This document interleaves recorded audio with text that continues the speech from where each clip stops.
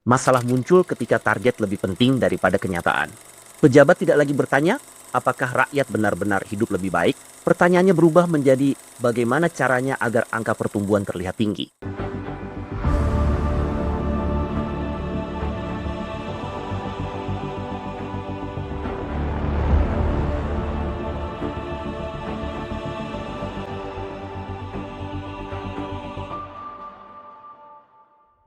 Sahabat Patriot, selama bertahun-tahun, dunia melihat Cina sebagai kekuatan ekonomi yang terus tumbuh. Gedung pencakar langit berdiri megah, pabrik beroperasi di berbagai kota, dan angka pertumbuhan ekonomi diumumkan seolah membuktikan bahwa semuanya berjalan baik. Tetapi bagaimana jika sebagian angka itu tidak sepenuhnya mencerminkan kenyataan? Bagaimana jika laporan pertumbuhan terlihat kuat, sementara masyarakat menghadapi persoalan yang berbeda? Menurut analis dari kanal Digging into China, di balik kemegahan ekonomi China terdapat persoalan yang jauh lebih rumit. Sebuah sistem yang mendorong pejabat mengejar target pertumbuhan, bahkan ketika keadaan sebenarnya tidak seindah laporan. Di banyak negara, pertumbuhan ekonomi digunakan untuk mengukur perkembangan kegiatan usaha dan kesejahteraan masyarakat. Tetapi dalam sistem politik Cina, angka pertumbuhan juga dapat menentukan reputasi pejabat. Semakin tinggi angka yang dilaporkan, semakin baik gambaran keberhasilan pemerintah daerah, dan semakin terbuka kesempatan untuk mendapat kepercayaan dari atas. Masalah muncul ketika target lebih penting daripada kenyataan.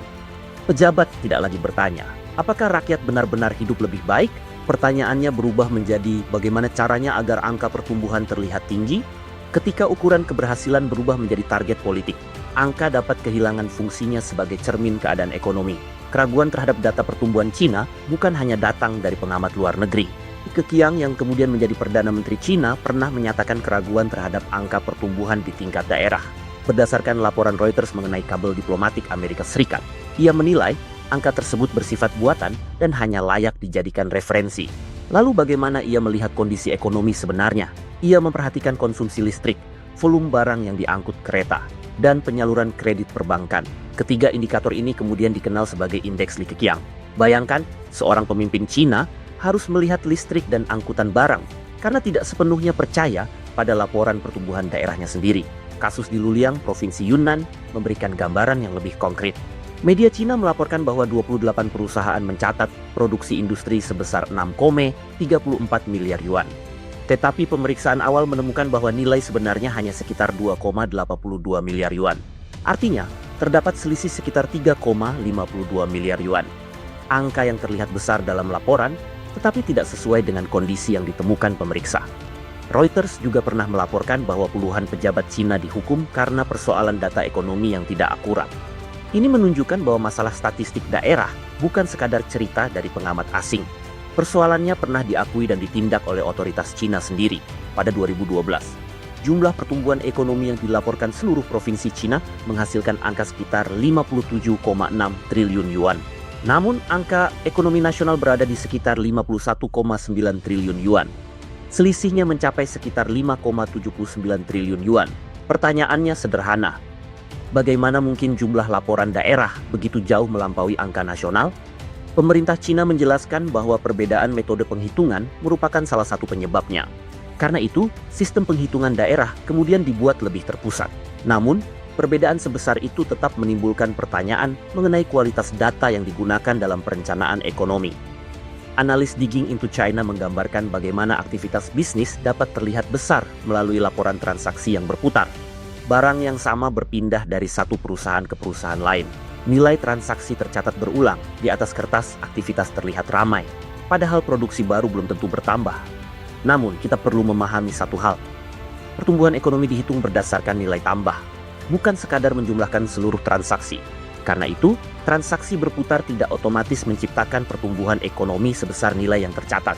Tetapi praktik tersebut tetap dapat membuat gambaran dunia usaha terlihat lebih besar daripada keadaan sebenarnya.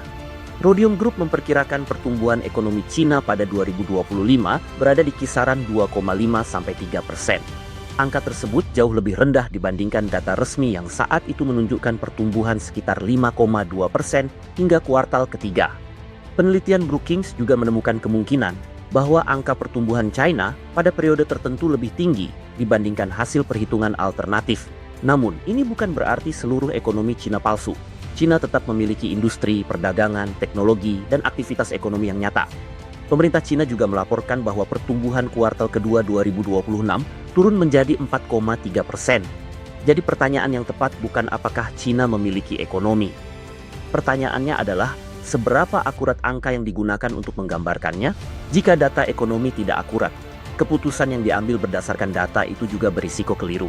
Pemerintah dapat membangun proyek yang tidak benar-benar dibutuhkan. Bank dapat memberikan pinjaman berdasarkan laporan yang terlalu optimistis. Investor dapat salah memperkirakan kekuatan pasar. Dan negara lain dapat menggantungkan ekspor pada permintaan yang ternyata tidak sebesar perkiraan. Akibatnya bukan hanya gedung kosong atau proyek terbengkalai. Masalah yang lebih besar adalah hilangnya kemampuan membaca keadaan ekonomi yang sebenarnya. Ketika laporan terlihat sehat, penyakit ekonomi dapat terlambat diketahui. Sahabat Patriot, Indonesia memiliki hubungan ekonomi yang besar dengan Cina, mulai dari perdagangan, investasi, hingga berbagai proyek pembangunan. Karena itu, kita tidak boleh menilai kekuatan ekonomi hanya dari angka pertumbuhan atau kemegahan proyek. Yang harus diperiksa adalah manfaat nyatanya. Apakah usaha berkembang? Apakah lapangan kerja bertambah? Apakah masyarakat benar-benar merasakan hasil pembangunan? Pertumbuhan ekonomi seharusnya menjadi cermin kenyataan, bukan alat pencitraan, bukan bahan propaganda, dan bukan sekadar laporan untuk menyenangkan penguasa. Karena pada akhirnya, sebuah negara tidak menjadi kuat karena angkanya terlihat indah. Sebuah negara menjadi kuat ketika rakyatnya benar-benar merasakan kemajuan. Suara Patriot untuk Indonesia berdaulat.